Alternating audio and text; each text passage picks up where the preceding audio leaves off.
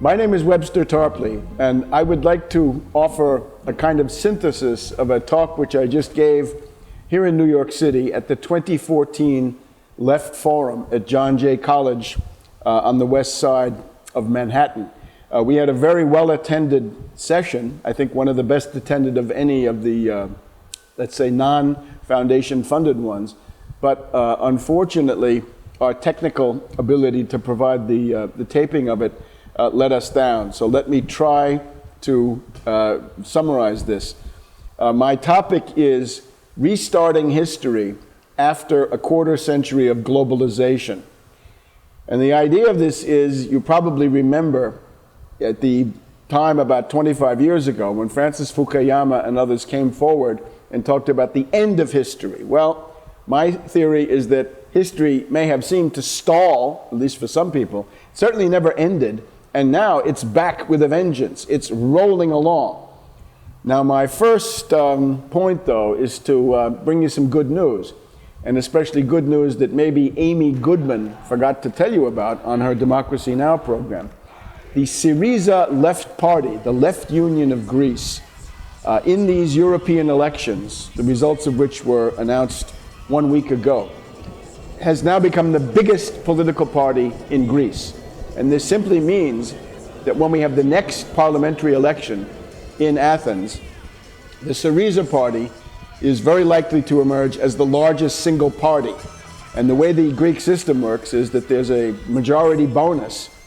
The Syriza party is likely to take over the government, and Alexei Tsipras is going to become the Prime Minister of Greece. This is an earth-shaking event. It will be the first time that an anti-austerity, anti-bailout, and we could say anti-speculator government has emerged in Europe in our time. It's also the first time that a left party has become the absolute majority, or at least relative majority, in Greece.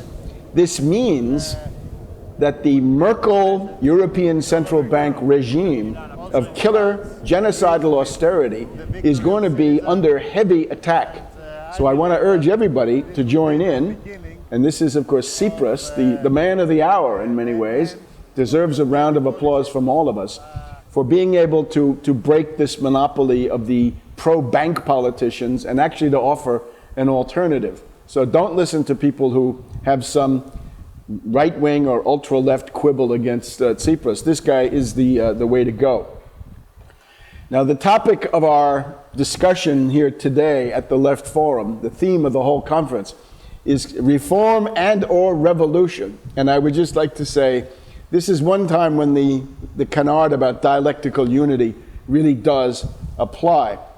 Reform and revolution, from the point of view of the masses, Joe Sixpack, are the same. Joe Sixpack doesn't care whether it's reform or revolution. Intellectuals may care, but the masses don't care. The point is this. Let's assume you have a program of mass traction economic demands, things that have to do with the life or death needs of working families. Let's assume that those reforms appear as fair, necessary, good, urgent to the average person. Let's assume also that those same reforms destroy the power of the Wall Street predatory zombie bank financial elite. If you have that, you've got a revolutionary situation, something that looks like a reasonable reform to the masses, which is a deadly challenge to a bankrupt and degenerate ruling class. That's what you've got to aim for. There are large periods of world history where there are no such demands. But we, thank God, are now in a period when there are such demands. They're generally summed up under two headings. One is the Wall Street sales tax, a 1% tax on all Wall Street turnover and derivatives in particular. This not only breaks the power of Wall Street in the political sense, but provides adequate revenue for the government to do its work. The fiscal crisis of the federal government and state governments in the United States are due almost exclusively to the fact that Wall Street pays nothing. No federal income tax, corporate income tax, and no sales tax of the kind that we all pay on our daily necessary purchases. Wall Street just doesn't pay that. So the Wall Street sales tax and the demand to seize the Federal Reserve and issue tranches of trillions of dollars of 0% long-term credit for infrastructure, agriculture, manufacturing, and all kinds of productive economic activity that can bring on an economic recovery. So therefore, there is no metaphysical distinction, right? Kant might discover one, but for the rest of us normal guys, reform grows into revolution if the reforms are radical and competent enough. Now, one of our themes also today is the warmonger left, the foundation-funded left, the purveyors of color revolutions and apologists for State Department policies, including the infamous responsibility to protect, otherwise known as humanitarian bombing. We wanted to focus in particular this year on Amy Goodman, once again, and Code Pink. Amy Goodman, because she has almost completed her process of destroying the Pacifica network, sucking all of the resources into her own capacious pockets, and crowding out any other honest alternative, or indeed more radical alternative. So we see that Amy Goodman looms very large this year at the Left Forum, and we feel that this is an index of the crisis in which this entire political system is now to be found. The goal that they have is to provide a pseudo-opposition to the State Department, where they claim to be against the State Department, but through some strange coincidence, the enemies of the State Department are exactly the targets of Democracy Now! And Amy Goodman. Now, where are we in all this? I want to advance this comparison of the 1848 revolutions in Europe. In 1848, as you may know, the Mazzini networks and a few other networks were able to overthrow every government in continental Europe. Louis-Philippe of France, Metternich of Austria, on and on, all of them. Russia not, England not, but everything in between was overthrown. Let's compare that to the Arab Spring of 2011. They have a lot in common because both were essentially the products of British, or in this case, Anglo-American intelligence. In the period going up to 1848, as in the period going up to 2011, there's a proliferation of illusions, chimeras, self-deluding prophecies, simply wrong ideas. And what these lead to is a series of failed revolutions that don't really advance any useful cause. There are a couple of exceptions in 1848, right? The ending of serfdom in Central Europe. But other than that, not what people wanted. And now we look at the aftermath of the color revolutions, the Arab Spring, and we'll see that most of these places are infinitely worse off than they were. And it turns out that the romantic illusions of the golden youth of Tahrir, or the revolution so-called in Tunisia, not really a revolution at all, is to cover the activity of who? Of the Central Intelligence Agency, the National Endowment for Democracy, the political parts of USAID, Freedom House, Gene Sharp, and the Otpor group, which is a kind of subcontractor of the CIA, to unleash these anti-authoritarian, I would say Oedipal, cultural color revolutions. The mental map of all this is, you start with the idea of the golden youth protesting in the square, right, from Kiev to Cairo or whatever it is.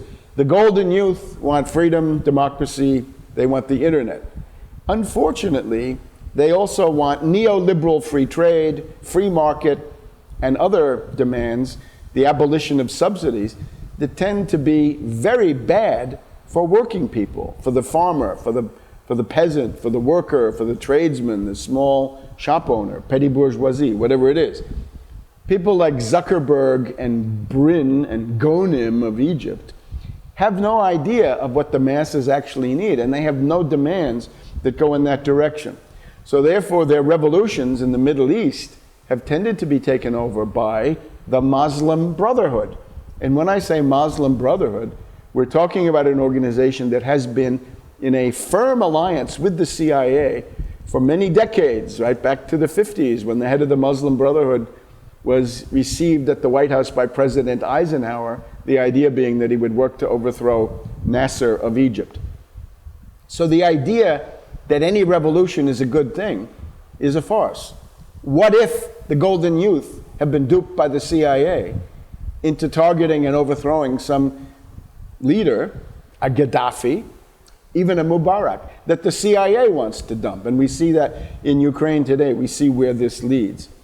There's also the problem of national self-determination. This assumes that nations are self-evident and that the demand for their freedom is automatic. It's not. That comes from Lenin, Woodrow Wilson, and it's got to be evaluated under every specific case. For example, I would argue Ukraine is not a country.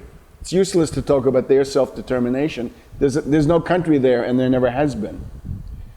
Now, as we make the transition from the pre-1848 or the pre-2011, one of the key ideas that comes around is, how do you actually accomplish progress? And the point is, you got to take progress wherever and whenever you can get it. And often, you got to open your eyes to the fact that sometimes the most progressive regimes available in reality at any given time are precisely the ones that are being targeted for being authoritarian. From Gaddafi, say, back to Bismarck. Let's try Bismarck as an example. Here's Otto von Bismarck, right? Obviously, very bad guy in the Anglo-American history world, and would be called an oppressor by Marxists and so forth. But let's look at a few things that he actually accomplished.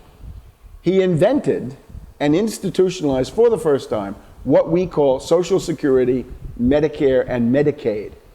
So that Germany from the 1870s on has a system of public-private health care, which we still do not have in the United States, because it includes anybody who has a job and well beyond. Bismarck is also somebody who supported protectionism, dirigism, mercantilism, against the British free trade doctrine.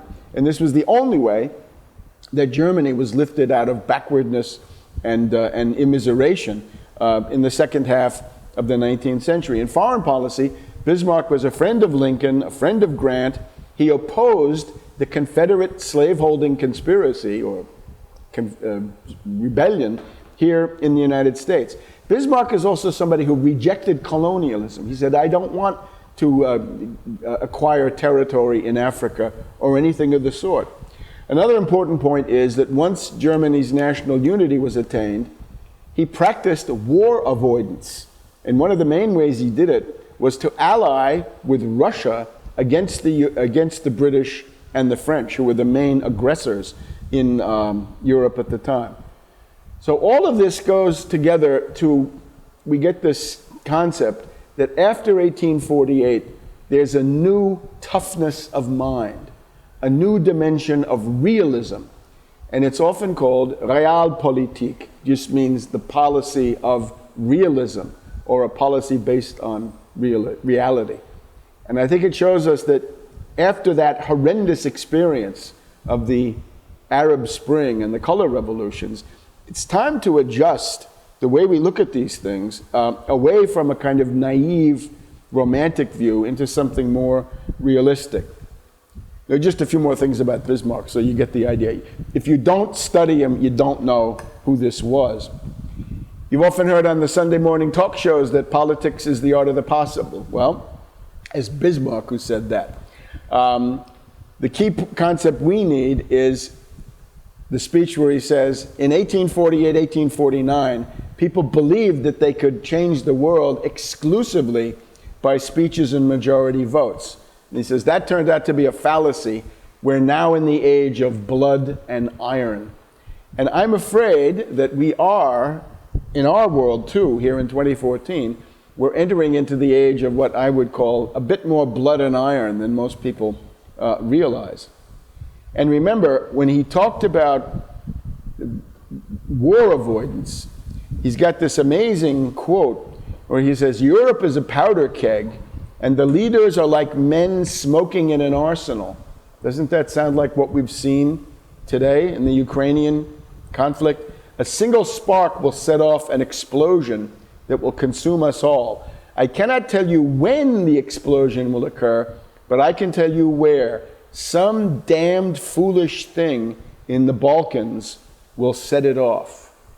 Doesn't that sound like Ukraine or something in that direction between Ukraine and the Middle East? Another good Bismarck quote is, "Preventive war is like committing suicide for fear of death." I don't think the neocons would have liked that one, since that was their doctrine. So I would say the following are the lessons of the failed pseudo-revolutions of the Arab Spring. We're in a world economic depression. It's brutal, it's getting worse, and it won't end until policy changes are made, I think in the way that I've tried to suggest. This world depression means that nation states, and indeed civilization itself, are in grave danger, and they are vulnerable to attack by the CIA. The essence of the CIA policy is break up nation states, go for mini-states, micro-states, failed states, rump states, warlords, chaos, anarchy. That's the worldwide line of the Anglo-American secret intelligence world. We also have to remember, if you want to have democracy and the rule of law, and I do, you've got to understand these require a material basis in terms of standard of living. As Roosevelt said in the Atlantic Charter, specifically in the part on freedom from want, August 1940, needy people cannot be free people. He put it, necessitous men cannot be free men, but needy people cannot be free people. That is absolutely correct. The CIA says human rights can flourish in an atmosphere of absolute poverty, degradation, and destitution. It's simply not true. And therefore you've got to realize that the choice in much of the world is between an authoritarian government with good policies, sometimes, and chaos. And that ultimately, when it gets down to it, just about any state is better than no state. Any kind of law and order is probably going to be better than absolute chaos and anarchy. The other problem that we face now is the inherent difficulty of getting through to 2014, 2015. We are looking at the end of the era of total unipolar US domination of the world. This is a time which began around 1991 with the collapse of the Soviet Union, and it seems to be ending as we speak here in New York City in the very end of May 2014. Now, if we look back, the idea of a power that has dominated the world, and especially a unipolar world, this has not occurred a lot, but whenever it has started and ended with wars. And therefore we've got to think about how do we avoid this. Just a couple of examples. Spain, together with Portugal, dominated the world pretty much from 1525 to 1659. That's from the Italian Wars to the end of the extended 30 Years' War. And at the end of that, Spain-Portugal was, by that time they'd split, pushed aside by France under Louis XIV. France dominated the world from 1659 to 1713. That's the War of the Spanish Succession and the Peace of Utrecht. And at that point, the British take over, and the British keep going from 1713 to 1940. 1713 to 1940, in the midst of World War II. And that's a long period of world domination. That tells us a lot about the problems of the world in their relation to the British imperial system. And this is a serious matter. But in this long stretch of British relative domination, there's a period of absolute unipolar British domination, which is from this fateful 1848 until about 1871. It's about 23 years.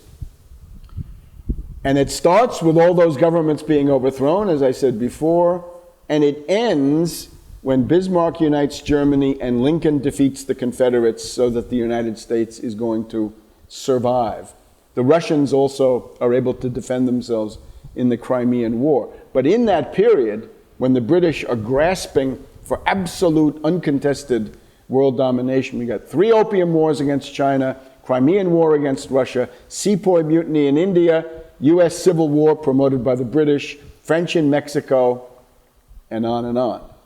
There is then a time when the German Reich seems to be the dominant power in the world. That's about 1940 to 42 or 43. But then it's the US. So the United States has tended to dominate the world from 1943 on. That's a relative domination because the Soviets were there and they were formidable, make no mistake. But then we get this period of unipolar dominance, right? Absolute world preeminence. And that's really from 1991 to 2014, 23 years. Hey, have we discovered a 23-year rule? The British unipolar absolute domination, 1848 to 1871, 23 years, and then the US domination, 1991 to 2014, 23 years. Could be an interesting thing. The problem, though, beyond the interest, is that these begin and end with wars, often world wars. So we've got to promote war avoidance at all costs. Now, this idea of the end of history, right? This is a favorite thing from the neocons, but it's broader than just that. Daniel Bell at Harvard, even in the 60s, was arguing the end of ideology. I'm afraid ideology has not ended. There's still a lively debate, and you're going to see it get more lively. Fukuyama, we're going to look at in a minute, the end of history. How about Jessica Matthews, today a leading warmonger? Her essay, Power Shift, from the late 90s, says that the post-1648 nation-state is doomed, and it's going to be replaced by non-governmental organizations and by worldwide speculative hot money and zombie bankers. And I'm afraid all of that is garbage, but you got to understand this is what the ruling class still thinks. And all the people who built their career on this are they're trying to extend and prolong the reign of this illusion. In particular, Fukuyama, here's Fukuyama. He's the ideologue of the Bush 41 administration. And you'll remember what he wrote. The triumph of the Western political idea is complete. Its rivals, the Soviets, have been routed. Political theory is finished. The Western idea of governance has prevailed. What we may be witnessing is not just the end of the Cold War or the passing of a particular period of post-war history, but the end of history as such. That is the end point of mankind's ideological evolution and the universalization of Western liberal democracy as the final form of human government. The modern American state is the final rational form of society and the state. Now, this was nonsense. This was pernicious, absurd, as soon as it was written. But they've been going with this for 25 years. They've been trying to make it stand up, and they still are. He also says, by the way, the end of history is a very sad time. So if you found that the last 25 years was rather rough personally, maybe you can look forward to something better now. And now Jessica Matthews. This is interesting because you can see the relation between her career, built on this power shift, end of the modern state essay, and what she wants today. Look what she wants. She says, it's time to send 1 U.S. brigade to Ukraine. Anybody who tells you nobody wants boots on the ground, tell them they're crazy. This is the Carnegie Endowment, the Harvard Corporation. This is a ruling class figure of some note. She wants 1 U.S. brigade, 4 or 5 battalions from NATO countries. That makes another brigade. My God, she wants 1 division, 2 brigades, in Ukraine. This is to court thermonuclear war and Armageddon, and it's a bad idea. So here's my first point. We have a clinically insane ruling class. Don't ever lose sight of this fact. John Forbes Kerry of Skull and Bones. Last year we noted his Syria policy was based on cannibals, terrorists, rebels. And now he's got Ukrainian Nazis and Ukrainian neo-fascists. So I think it's time to send him to the Skull and Bones funny farm. Then we've got General Petraeus. When Kerry wanted to start attacking Syria a couple of months ago, get going again, he brought in Petraeus. Now, Petraeus embodies the notion of a military dictatorship here in the United States, the Bonapartist coup. This is the stock in trade, I think, of General Petraeus. So another madman. And of course, such charming ladies as Victoria Nuland and Samantha Power. Victoria Nuland with her foul mouth, and the loopy Samantha Power who wants to have humanitarian bombing. Let's not forget, in the middle of all this, Anne Marie Slaughter from Princeton Woodrow Wilson School, the State Department. She says, don't attack Putin in Ukraine, he's too strong there. Attack Putin where he's weak. Bomb Syria, you can get Putin that way. So we're dealing, again, with a clinically insane, bankrupt, decadent, degenerate ruling class that have to be gotten rid of. And now, you have to indulge me, I've said that ideology is not over. Ideology is here, and it revolves around these issues, so let me just enumerate them. You look at the people that I've just shown you, we can say that they are typical of the late imperialist phase of ideological decadence. And what can we say about the quality of their thinking? What's the philosophy that they espouse, whether they know it or not, in practice? Well, irrationalism, relativism, intuition, radical subjectivism, and the rejection of reason, reality, objectivity, science, progress. These are people who embrace mysticism, existentialism sometimes, pessimism certainly, vulgar materialism when it's needed, ochlocracy, mob rule, superstition, Malthusianism, they want genocidal anti-industrial policies, elitism, and narcissism. That's sort of a category of key words, what's wrong with these people. So we can say that there's a rebirth of ideology, and certainly the idea that fascism is back.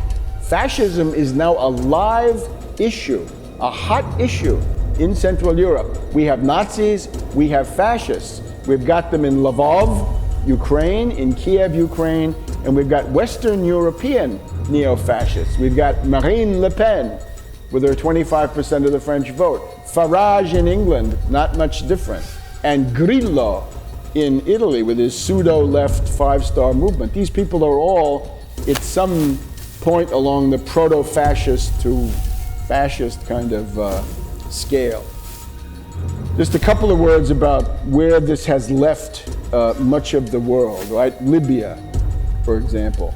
Gaddafi, much targeted by the Anglo-Americans. Remember, he brought Libya to the highest point of any African country in the Human Development Index and built the great man-made river, the biggest civil engineering project anywhere in the world at the beginning of this current century.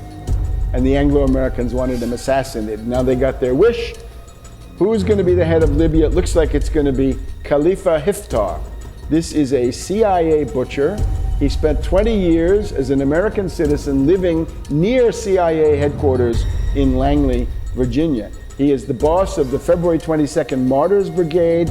Those are the people, remember, who were supposed to defend the Benghazi U.S. compound and Ambassador Stevens, who were pulled out, and other killers then went to work killing the people that were there.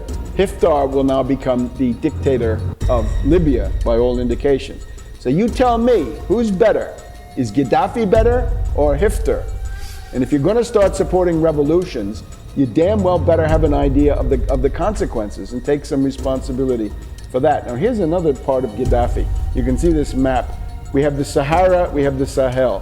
One of the things about Gaddafi was that he was a Pan-Africanist and he took it seriously. And you see these countries, they've all been destabilized, right? Be it Mali, Niger, Chad, Central African Republic, Northern Nigeria, right? Boko Haram. Libya was a factor of stability in all those areas. It was a factor of investment, modest though it was. There was food production and other medical care and other things that Gaddafi was providing as part of his ideological offensive.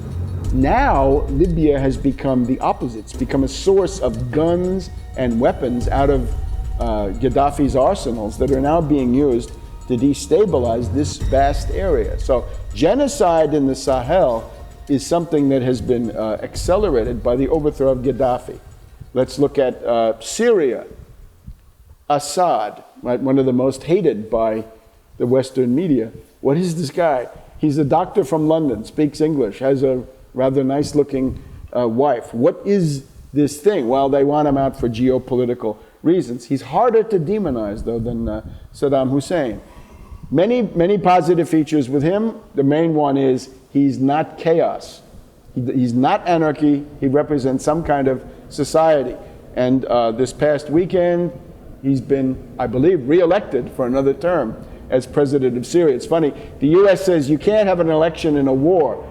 In Ukraine, you can have an election in a war, but in Syria, of course, you can't. Well, what's the alternative to Assad? This guy here, what he's chewing on is a human heart. He's just cut it out of a dead victim enemy, and he's eating it in front of the camera to show what a tough guy he is. So you tell me, the former London ophthalmologist speaking English and relatively calm, if you've seen him, or this fanatical lunatic cannibal. Egypt, this is another good one. President Nasser, I believe, was the most formidable adversary of imperialism in the 50s and 60s. You can see how much he was targeted. I believe actually Nasserism is the natural form of government for Egypt. It's authoritarian, sure, but let's look at the benefits. He nationalized the Suez Canal and used the tolls to build the Aswan High Dam. The Aswan High Dam is the cornerstone of modern Egypt. Flood control, malaria control, hydroelectric power, everything depends on the Aswan High Dam. And that's Nasser. That's what he fought for. And then, of course, the question was, instead of having a single Nile, he was beginning to think about a second Nile going off sort of to the northwest. That has been left undone. The Muslim Brotherhood opposes these great projects. The Muslim Brotherhood wishes to keep Egypt in that backwardness and immiseration. Now, President Sisi of Egypt is endorsed by Putin. This ought to mean something. He has been campaigning in the election, which I think he's just won, on the basis of infrastructure and jobs. In particular, Sisi's main point was 1 million modern housing units, in addition to the 1 million modern housing units already started, and 800,000 units per year after that. The Muslim Brotherhood is opposed. The Muslim Brotherhood is allied to the CIA. Here we have Sisi meeting Putin. This is the kind of cooperation that I think is promising.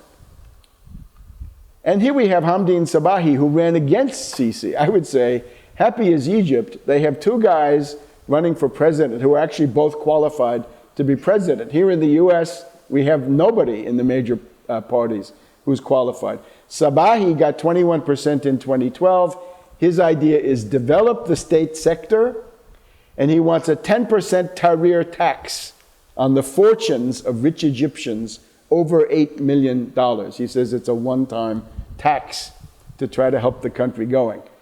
Now, how do our dear friends, the foundation-funded leftists, respond? Here's Code Pink at the State Department this past week. This guy is supposed to be General Sisi, and the lines were, oh, I'm General Sisi, I'm here in Foggy Bottom at the State Department, and I'm here because they pay me, they support me. Well, they don't. It's just crazy. It's just factually wrong.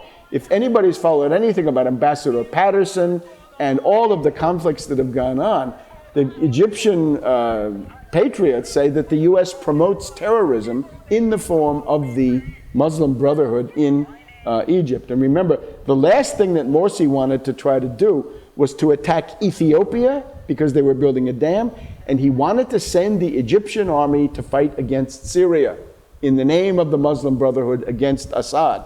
So I think at that point, a coup d'etat became not just admissible or formally, legally okay, but absolutely necessary and right away. Now, Iran is hated. I would just point out the thing that the US and the British want to attack most is the right of all nations to peaceful nuclear energy, atoms for peace. And we have to remember, if you don't have the full nuclear fuel cycle, you do not have a full set economy, you're not an independent country. And that is what Iran is trying to assert. Now here's another one. It's too early for me to evaluate Prime Minister Narendra Modi of India, but I can tell you based on his speeches what he thought voters wanted. And he talked about being Mr. Development. He talked about rural electrification, the kind of stuff that we had here under the New Deal in the 1930s, economic development, infrastructure, superhighways, railroads, fast rail, power grids. That's what India wants, and that's the biggest election in the world. So doesn't that tell us something about what the people of the third world want? And I have to say, if you're a radical chic New York leftist and you don't like that, maybe you ought to check your own conscience and your own moral compass.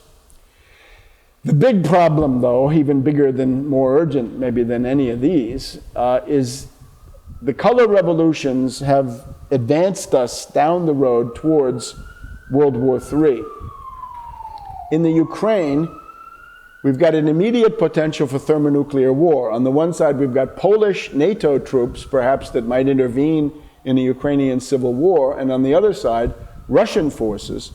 Both sides may therefore have nuclear weapons. The NATO, US, French, British nuclear force, and then the Russian on the other.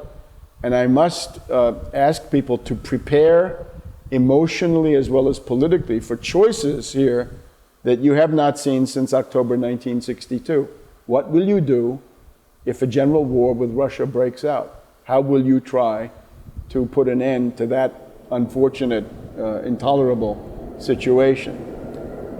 The Washington Post has published this overview of the forces. The interesting thing about the Ukrainian army is that it won't fight for its own country, or has not so far, really in any serious way. The Russian supremacy there is overwhelming. This is no affair of the United States. This is time to butt out. And also to say, well, if the Russians have been repeatedly attacked by land from Central Europe, if they've seen what Nazism and fascism mean, and if they're concerned about keeping some warm water ports ice-free, then I think you've got to grant them some sphere of interest in this and give them what they can reasonably want. Ukraine, it seems to me, is a radically divided congeries between the Lvov, Western-looking Roman Catholic people in the West and the Russian Orthodox, Russian-speaking people in the East. I don't see how this can be held together. It just can't be done economically. It's not viable, as Rosa Luxemburg might say. This shows the language breakdown. The darker the color, the more the Russian language is prevalent. You get the idea. Kiev is a Russian-speaking city. Odessa is a Russian-speaking city. So draw the conclusions. Remember also that Ukraine is an artificial country, right? Instead of having Jefferson and Franklin and Washington, this is the foundation of Ukraine. It's the 9th to the 10th of February, 1918. And the German General Staff has created Ukraine out of territory that they conquered from the Russian Empire. And what's the price of Ukraine? What is it that Germany wants in order to support the independent Ukraine? It's 1 million tons of grain, 400 million eggs, 50,000 tons of beef, manganese, and linseed oil, a whole bunch of other things. This is the first time on a map, more or less, that you see Ukraine as the name of a country. New York Times, February 1918, carved out of European Russia is this Ukrainian entity. And, well, there it is. It's never existed before that. Ukraine has existed as an independent country, maybe, independent really never, but semi-independent for, it's about 25, 26 years. and they have never mastered the arts of governing themselves. Here are the founding fathers of Ukraine. Starting on the left, Field Marshal Paul von Hindenburg, who brought Hitler into power. On the right, we have General Ludendorff, who helped Hitler with his Munich beer hall putsch. And in the middle, General Skoropadsky, a Russian general who was made the head of a Ukrainian puppet state by the German general staff. And again, his duty was deliver this food because the Germans were hungry. So that's where it comes from. Before this, it never existed. Here you get a map. This is a Spanish language map, but you get the idea. The Ukrainian part around Lvov and a little bit east of that. This is also where the white armies came from, Denikin, Kolchak, Wrangel, and the lunatic anarchist Nestor Makhno, whose famous slogan was, "I destroy everything, you guys clean it up, you can rebuild." And of course we come to Putin. He's widely hated by Western elites. He's hated by left liberals too. He has taken away the color revolution to some degree, and he's taken away the humanitarian bombing, which are the favorite means that the Anglo-Americans use to try to reorganize the world scene. You know, in Hegel, there's this notion that Hegel saw Napoleon ride into Jena, and he said, "I just saw the Weltgeist on horseback." What it means is that certain historical transitions seem to be the handiwork of individuals. That's probably a mystification, but you get the idea. For many people, Putin is the symbol of a shift, that the US cannot be allowed to run wild all over the world in this unilateral way, and he has established some kind of a barrier, and I think that's beneficial. Now, here's the problem with Putin. We're not in the adulation business, so we got to talk about what's Putin's problem. The post-Yeltsin compromise in Russia is what?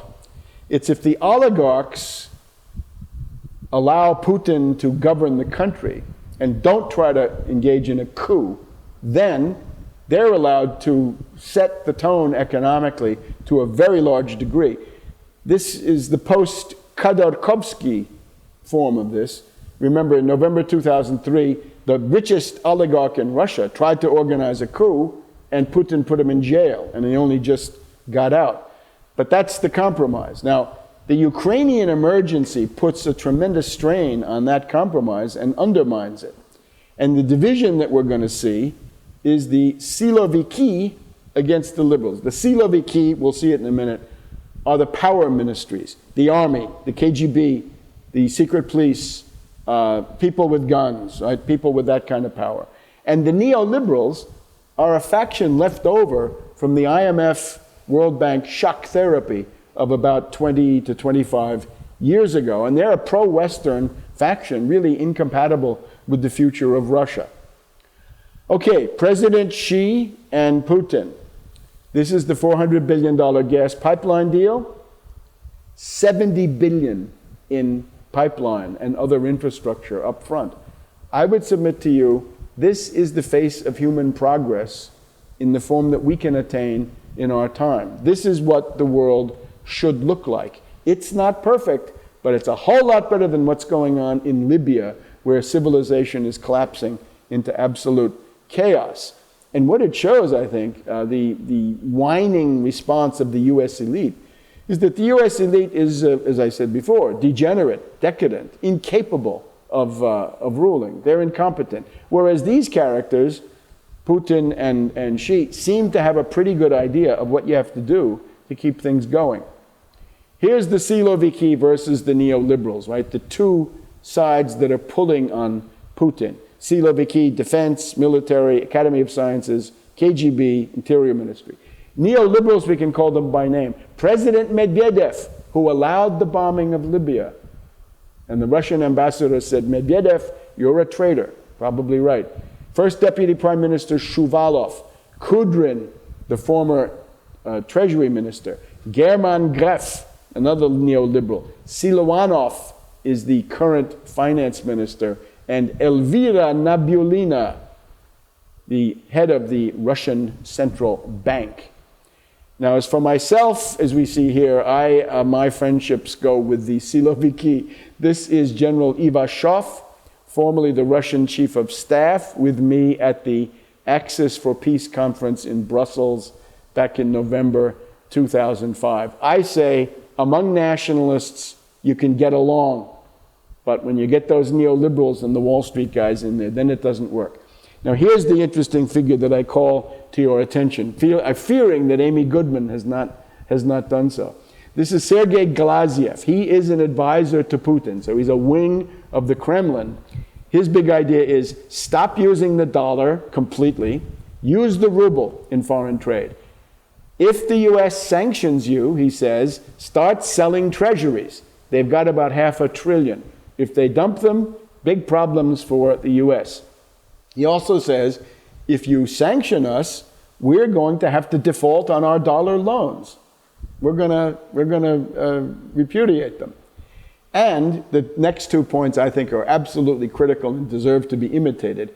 He says, if the Western banks, Europe and US, cut off loans to Russia, what we've got to do is direct the Russian central bank to obey the public interest, not the banker interest, put out long-term, low-interest loans from the central bank through the VEB, one of the quasi-state-controlled Russian banks, use that for manufacturing, agriculture, infrastructure, and trade.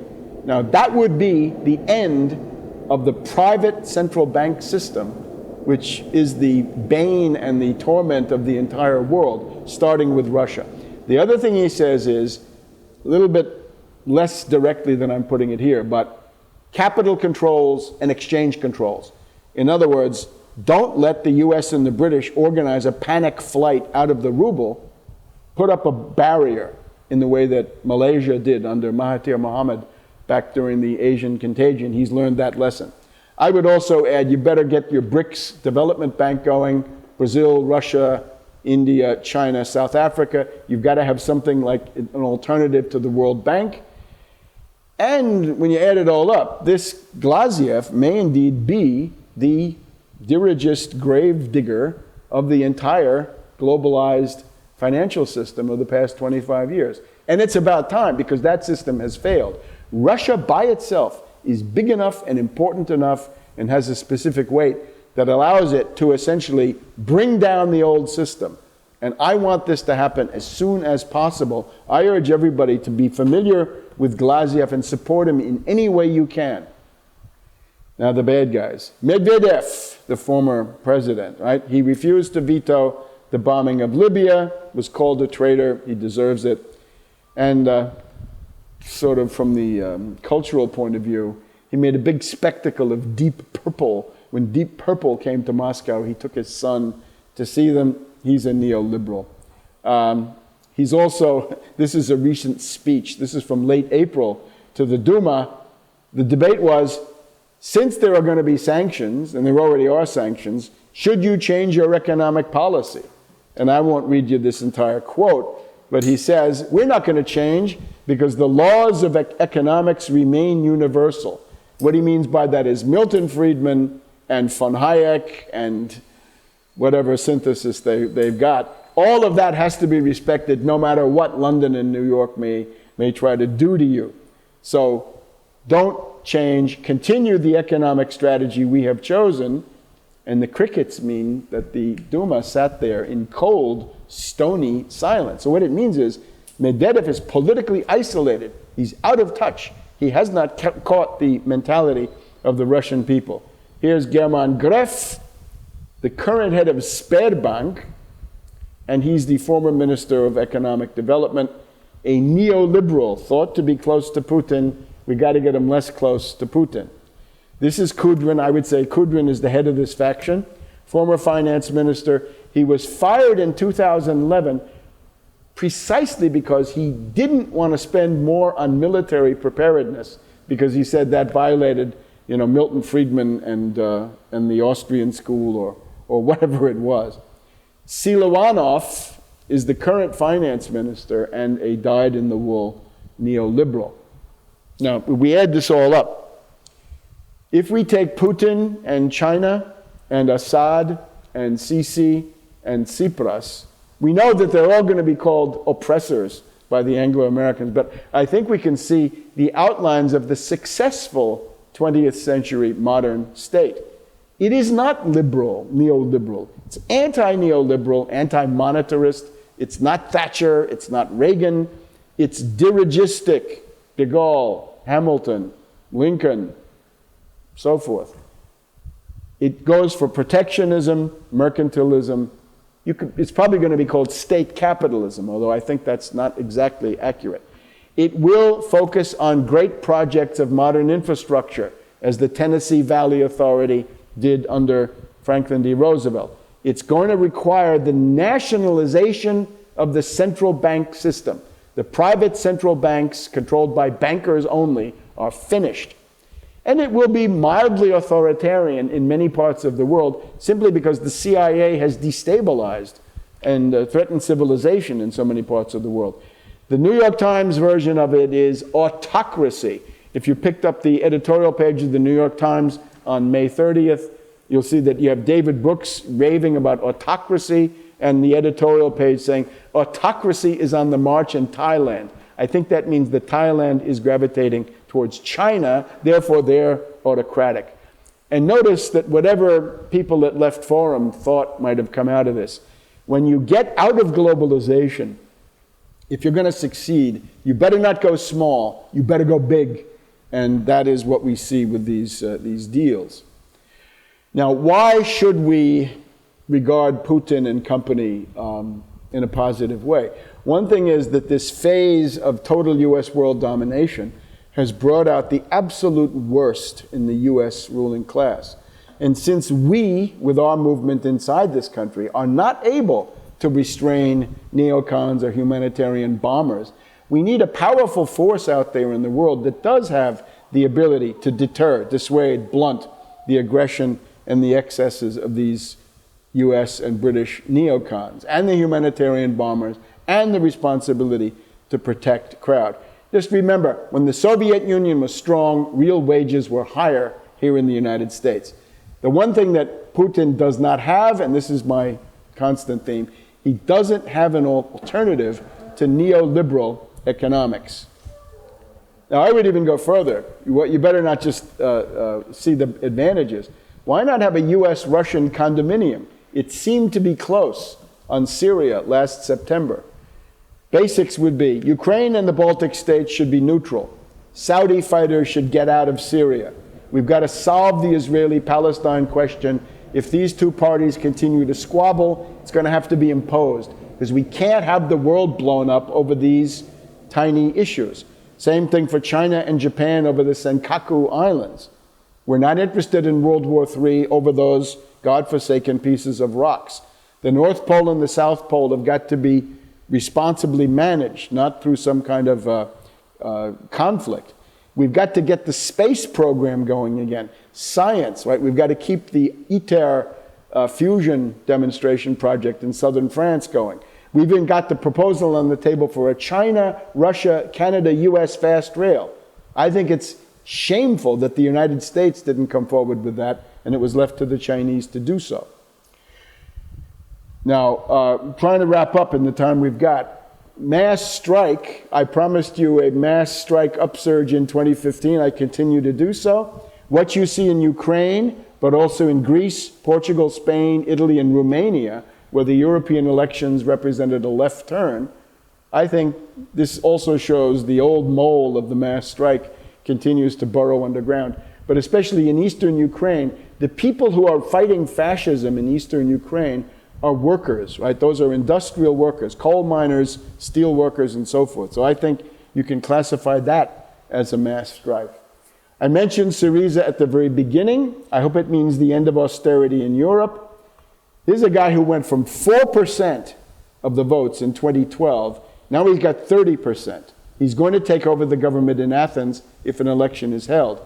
His program is no to austerity, roll it back, have a new London debt conference to essentially write down half or two-thirds of the debt of many of these countries. What he shows you is that the winning formula is the Tsipras-Syriza formula. The Occupy Wall Street formula is a loser. Because look at Syriza goes with program, organization, leadership, strategy, all the things that the Zuccotti honchos told you were wrong, that you shouldn't want. He's going to have about 50 members of the European Parliament. He can work that way too. But the main thing is Prime Minister Tsipras of Athens. That's going to change the world. So much so that you got to think, what will NATO do? It's easy for NATO to have Turkey pick a fight with Greece over some island in the Aegean or some other issue, Cyprus, whatever it is. And the word is that Tsipras has already reached out to Putin saying, look, if Turkey attacks me, will you, Russia, come to my aid? Now that's already, again, a conflict between a NATO state and Russia. Very, very dangerous. But we're now at this level. So I would advise Tsipras to look at his security. So here's Tsipras, again, the man of the hour, and he's been able to put this stuff together. And remember, this is the opposite of Occupy. This is not the continuation. Now, here's another version. You remember that before there was Occupy, there was the Indignados of Spain, right? The Puerta del Sol. Okay, Amy Goodman probably didn't tell you this one either, but this is the Podemos party of Spain, and they are veterans. They are reformed and reconstructed Occupy of the Indignados, and you can see, here's the leader. His name is Pablo Iglesias. Claro que Podemos is your hashtag. This is a political party created in 90 days. So they went from 0 to 8% of the vote in 90 days, and they all come out of this movement. He, the guy we're looking at here, Iglesias, is a former communist. This is similar to Tsipras. They seem to have a sense of an organization. We need such people. 8% of the vote, 5 members of the European Parliament. And my question is, if Podemos can do that there, why can it not be done here? Now, what's going on here is the Tax Wall Street Party, which I have the honor to represent. We have the World Austerity Report. This is available at our desk at the Left Forum. World Austerity Report. So we're trying to keep up with the entire development of these austerity policies worldwide. And I urge you, get this on the internet, right? Sign up, subscribe. It's available in electronic forms and so forth. Specifically, we have a candidate of the Tax Wall Street Party, Dan Burdorf, B-U-H-R-D-O-R-F, as you see here, running for United States Senate in Nebraska. The policy, similar to what we've been talking about, roll back austerity cuts, roll back layoffs, go with the Wall Street sales tax, solve your fiscal problems, deprivatize the Federal Reserve, and then $5 trillion in immediate 0% 100-year credit for infrastructure to begin with. Here's Dan Burdorf, the Tax Wall Street Party candidate. I urge you to support him running for Senate in Nebraska. And here's his opponent, Ben Sasse. Ben Sasse says he was the interface of the CIA, the FBI, and the Department of Justice, but he's still a Tea Party everyman. This is now the Republican candidate. It turns out that over the past 20 years, this guy Sasse has been repeatedly introducing himself as the as the next president of the United States. He says, hello, I'm the 45th president of the United States running as a Republican. Now, what does that tell us, right? We know that Carter was prepared in advance. Obama, as I've written about, surely prepared in advance. It may be that 2.5 years before the November 2016 election, we've identified here, and you can look at his face, the Manchurian candidate of the Wall Street banking community who's going to come out of nowhere in the Carter-Obama mode and make it all change. Now, he's also got a problem. It's called Pagegate. He was a proctor for the House Pages. And it goes back to 1996, 1998, when Congressman Mark Foley and Congressman Jim Colba were in there molesting these kids.